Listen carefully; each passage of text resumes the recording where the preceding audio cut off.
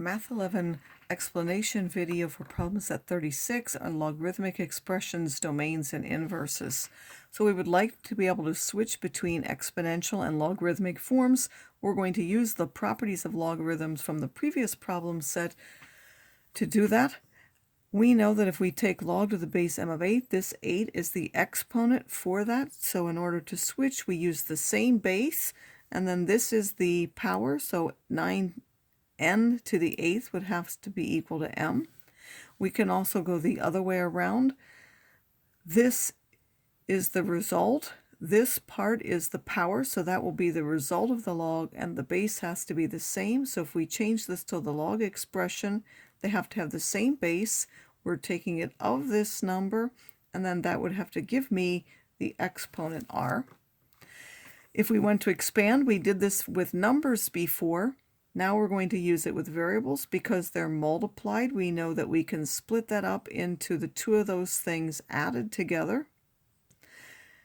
And then we can also take the powers out to the front, so you can do this all at one time, or if you want to do it in 2 steps like I just did, you can go ahead and do that. If you can go directly from here to here, that's fine. You do not have to do this step in between, but that's explaining the 2 separate rules that you're using. Here I use the product, and here I use the exponent. The same is true when you're going back into 1. First, you can take powers back into the inside. So these two don't have any powers. They would be written the same. This one would become the log to the base 7 of w squared. And then because these are all added, we would multiply them all in the inside. If any one of those were subtracted, whatever was subtracted would end up in the denominator. But because these are all added, we will get all of these things multiplied together. So we'll have u and v and w squared all multiplied in a single log expression. When it says a single log, that means the log is only written once. Logarithms can only be found for positive values. So in order to find their domain, we want to find out where the thing inside is a positive number. So in order to take a logarithm of it, this has to be a positive number. If we subtract 5 from both sides, that would mean x is bigger than minus 5. That would be the domain then. And you could write it simply as x is bigger than minus 5, or if we did that in interval notation, that would be from minus 5 to infinity.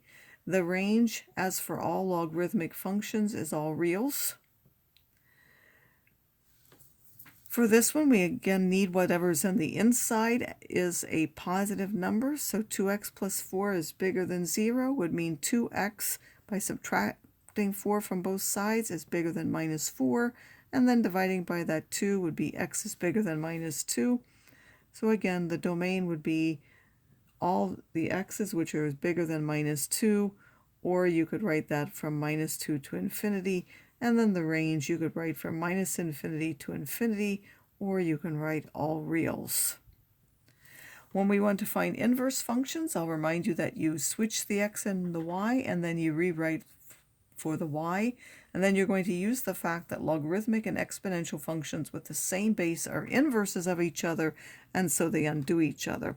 So first we're going to write the x in place of the y and y in place of the x, and then because this is log to the base 6, in order to get rid of that, I'm going to take each of these and put them as the exponent in the exponential function, where we have 6 to whatever power, so they're going to become the powers of the exponential function. For this one, they will undo each other.